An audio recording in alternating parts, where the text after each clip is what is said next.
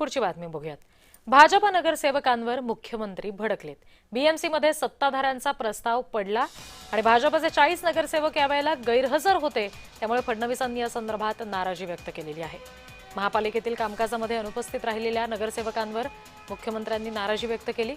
महापालिका सभागृहात आलेल्या तातडीच्या प्रस्तावावेळी अनेक नगरसेवक गैरहजर होते आणि या अनुपस्थित 40 नगरसेवकांना भाजपने कारणे दाखवा नोटीस दिली आहे।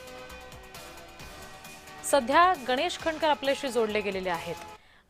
गणेश खंडकर जी, नेमकं काय घडलेलं होतं? हा जो प्रस्ताव आलेला होता, 40 जण अनुपस्थित होते आणि आता मुख्यमंत्र्यांनी सुद्धा याबाबत नाराजी व्यक्त केली आहे, पक्षाकडून नोटीस आलेली आहे। बघा, असं आहे की ज्या वेळेला तातडीचे प्रस्ताव सभागृहात येतात त्यावेळी नगरसेवकांना सभागृहात हजर राहण्याबाबत ही आगाऊ सूचना दिलेली असते।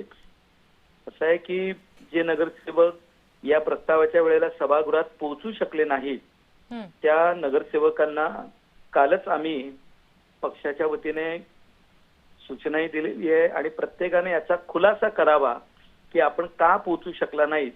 या पद्धतीची जी आपण सूचना किंवा नोटीस म्हणू शकता ती आम्ही त्यांना दिलेली आहे। शेवटी एक शिस्तीचा एक भाग असतो, शिस्तीच्या मी नसते, पक्ष आदेश हा आदेश असतो, त्यामुळे स्वाभाविक आहे आम्ही प्रत्येकाकडनं खुलासा मागितलेला आहे। बर, पण खंडकरजी, आता तुम्ही म्हणालात की शिस्तीचा भाग आहे, आगाऊ सूचना जर दिली गेलेली असेल आणि तरी सुद्धा अनुपस्थिती असेल, मग कारवाई होणार का पक्षाकडून? बघा, याची आम्ही गंभीर नोंद घेतलेली आहे। मुंबईमध्ये जे म्हणजे गोंरुली, दहिसर किंवा मुलुंड, भांडूप असे पोहोचत असतात। कधी ट्रॅफिकचं कारण असतं, कधी काही कारण असते, पण शेवटी